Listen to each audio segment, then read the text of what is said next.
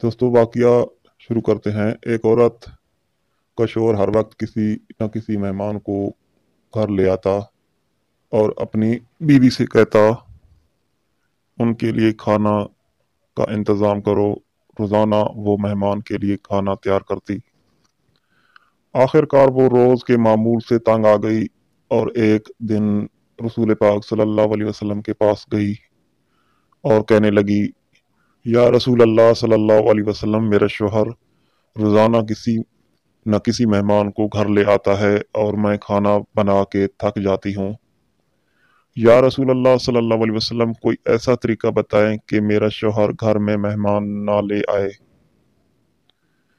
उस वक्त नबी पाक सल्लल्लाहु अलैहि वसल्लम खामोश रहे और वो औरत नबी पाक सल्लल्लाहु अलैहि वसल्लम की खामोशी देखकर घर वापस आ गई।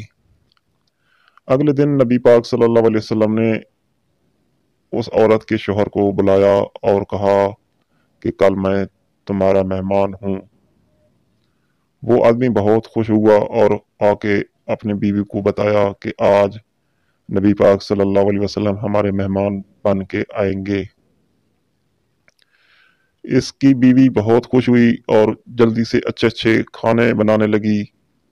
जब नबी पाक सल्लल्लाहु अलैहि वसल्लम इस औरत के घर आए तो नबी पाक सल्लल्लाहु अलैहि वसल्लम ने इसके शौहर से कहा कि जब मैं खाना खा के वापस जाने लगूं तो अपनी बीवी से कहना कि मेरे घर से निकलते तक पीछे देखती रहे। इसकी बीवी ने ऐसा ही किया। जब नबी पाक सल्लल्लाहु अलैहि वसल्लम वापस जाने लगे तो उस औरत ने क्या देखा कि नबी पाक सल्लल्लाहु अलैहि वसल्लम के साथ बिच्छू, सांप और कीड़े मकोड़े सब साथ जा रहे थे। वो ये मंजर देखकर बेहोश हो गई।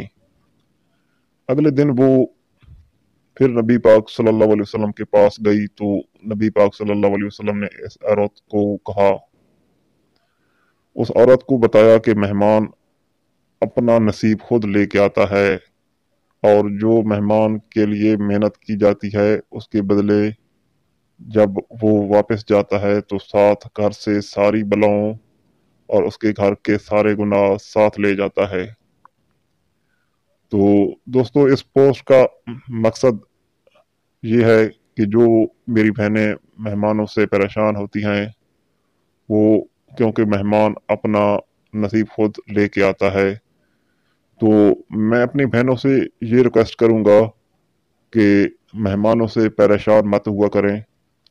मेहमान अल्लाह की रहमत होती है और मैं इस वाक़ये से बहुत मुतासिर हुआ और उम्मीद करता हूँ कि आप भी इस पर अमल भी करेंगी और इंशाल्लाह मेहमान जब आएंगे तो आप बहुत खुश होंगी।